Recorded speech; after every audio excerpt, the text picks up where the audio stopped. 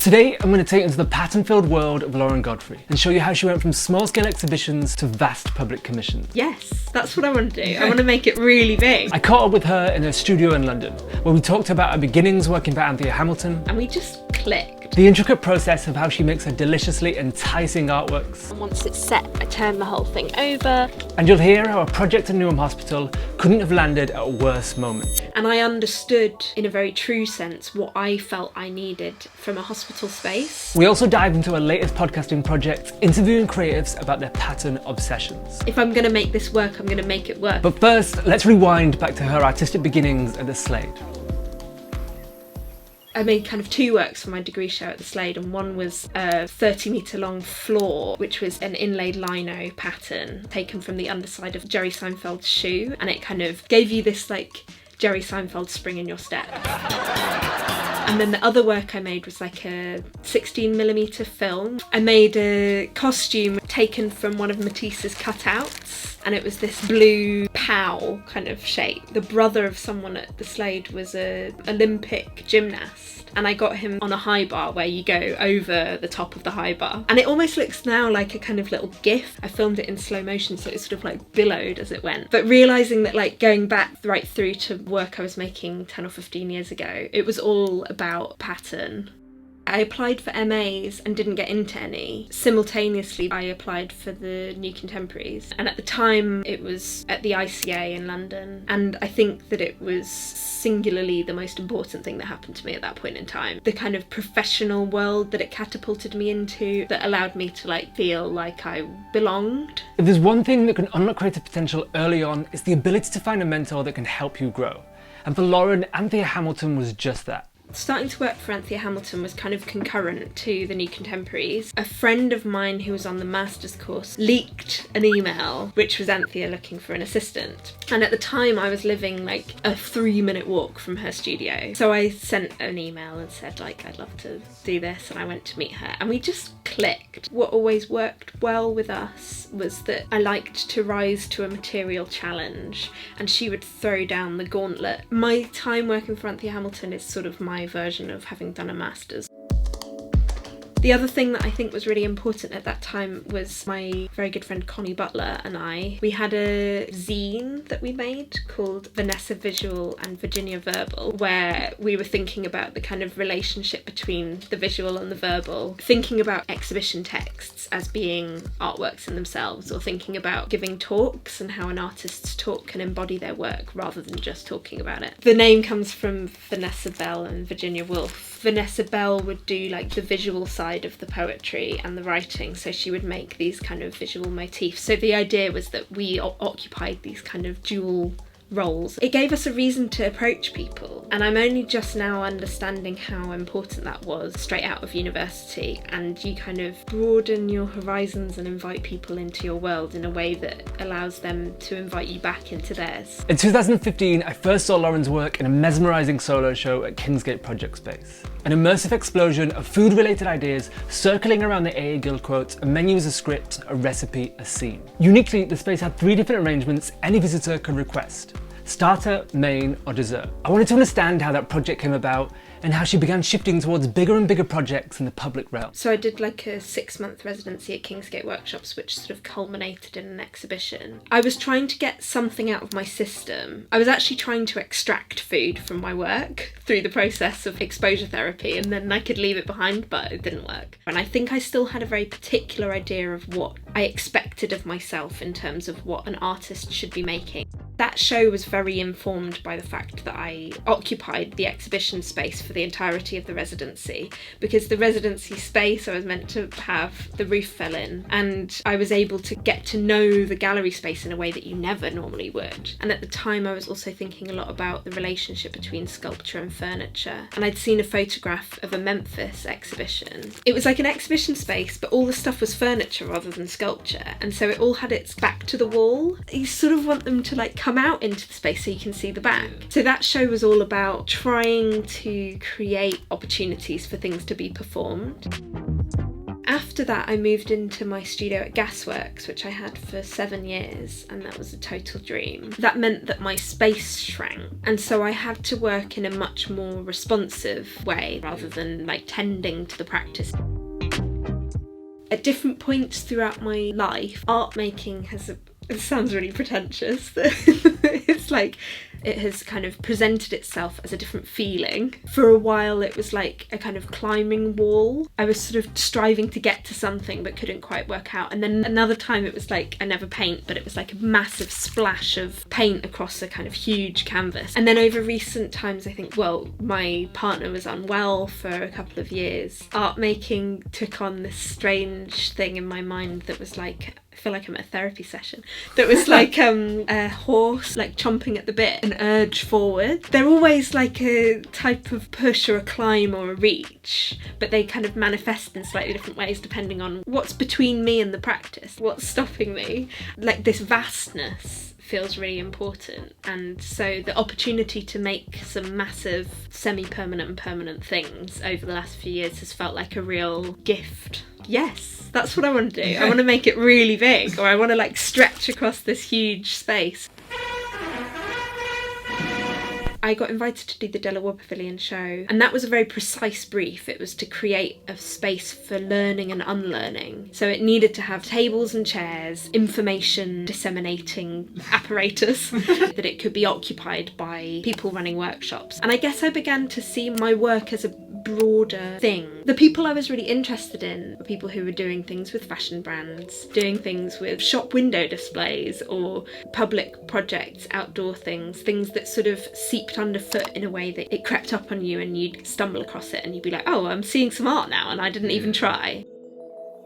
Next, we made our way to the park to talk about how she makes these delicious cast slabs. So the pattern slab pieces are a sort of marriage of a series that I've been doing for a while, which is Jesmonite slabs inlaid with perspex and brass, and these pattern drawings, and I kind of found a way to enjoy having them together. And in order to do so, I wanted to make sure that there was a potential to have different realms of colour within one slab. So I developed this method for casting it in a brass frame. So I bend the brass to make the shape of the profile, and then also these various cordoned off sections, and then I drill little holes and stud it with brass pins so that they kind of fuse into the Jesmonite as it sets and holds it on, otherwise the brass just peels away. And they're cast with the perspex and the brass part on the kind of base side, so they're cast this way up. So I lay all the stuff down and then pour the different parts of Jesmonite in the different colours, and it can get quite stressful because you have to time it perfectly so that the Jesmonite is the perfect consistency to pour, but not so much that it seeps underneath. And once it's set, I turn the whole thing over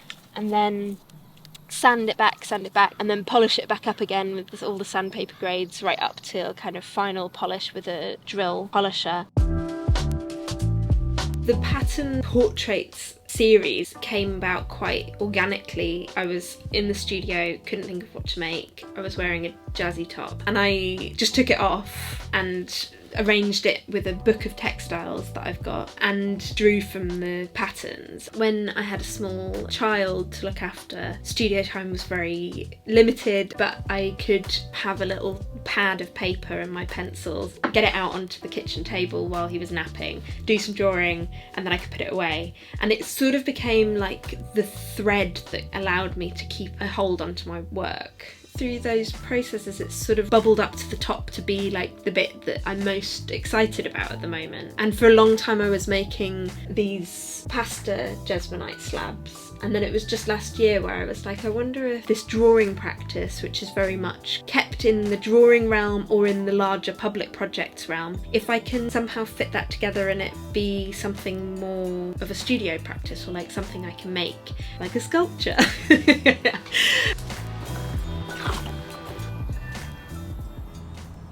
The kind of importance of the interactions of the colour alongside one another, the depth of colour going all the way through, or at least being beyond the surface. One of the interests I have in it is in this book actually. There's a section on colour, and they say that colour should always be a pigment and never a patterner. What I take from that is they're kind of implying that the colour in a piece of furniture or a piece of artwork should always be intrinsic to the creation of the thing, not stuck on after. That's something that I really take from Memphis, and at least their use of colour. It's kind of convenient that it's on the floor because it feels like a paving slab. I think of them as slabs, and I would love to like inlay them into the ground somewhere.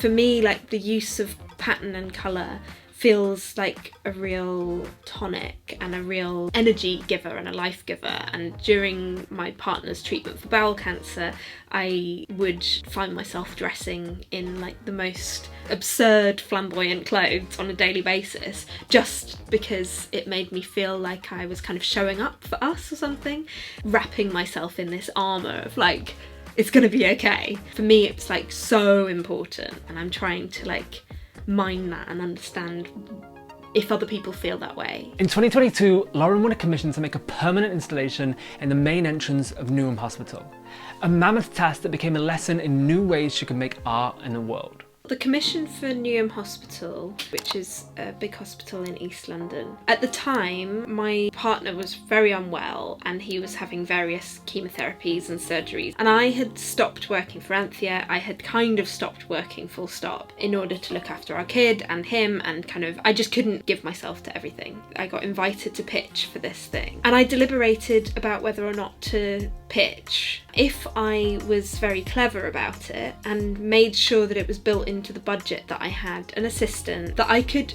sort of approach it as an artist but also as a sort of project manager, I guess, in a way that I hadn't done before. I did pitch it, I built all that into the budget, and I got the commission. So it was painted by a professional mural company, and it was painted during the night, which meant it was extremely expensive to do, and I like did not know that when I put together the budget. Alex was unwell, so I was very much in awe of the NHS system, and it felt like a really nice invitation at a time where I kind of wanted to give something back to that. And I understood in a very true sense what I felt I needed from a hospital space to give people a gift of joy or distraction in that moment in time. It made me understand that that is a potential way of working, that is a very legitimate way of being, that I was able to author a work without necessarily touching it. As it turned out, the install week happened to be exactly the same week that Alex had to have surgery. I was very grateful to my earlier self for having had the foresight to create a scenario where I could be at arm's reach. So this is a work that me and my mum made together. It's literally hot off the press. My mum is called Lauren Godfrey, and she's a weaver, and she learned to weave when she was at university, and then was a weaver for a while until she was about 30, and then quit weaving because it's very hard to make a living, and well, she worked for Yorkshire Tea for 35 years. Like tea used to be. And when she retired, she bought back a loom and began weaving again. And so I very generously gave her a couple of years of getting back into the groove before I was like, right, what are we going to make together? So we collaborated on making this. It was a really nice back and forth conversation. We knew we wanted to do something with pattern and something kind of playing with the ideas of the pattern portrait things that I've been doing. It was quite a nice challenge to remember about the kind of grid system of a loom. It's a Dobby loom, I think, and this is something called Lampus weave. So it's like quite technical and complicated, but it was nice to have the restriction of the grid and to understand that it was almost like I was playing with kind of pixels. And then the slabs on the sides I made in Jesmonite, and they're kind of a self-portrait of the tapestry. So whilst the tapestry itself has to have this kind of rigid grid system because of the loom, the portrait of the pattern can have this kind of fluidity, like movement of textile. We're really excited about it. It's been really nice to like do a cross-generational collaboration, and I feel like it's quite an unusual thing to do, to sort of collaborate with your mum, and she's like a perfectionist, so it's like...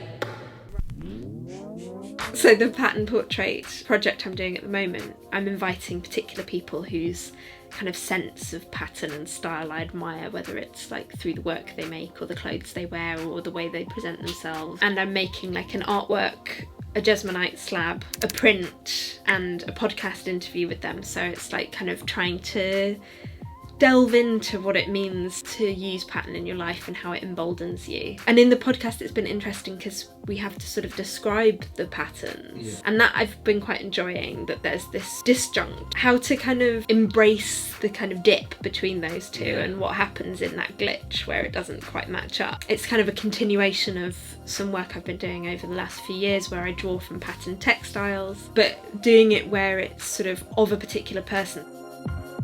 Working in a responsive way, you find yourself waiting for the next project to come along. And so doing this pattern portraits project I'm doing at the moment with the podcasting, it feels like I'm kind of taking the reins again, and I'm laying out my own destiny in a way that I think when I was younger I didn't really realise was an option.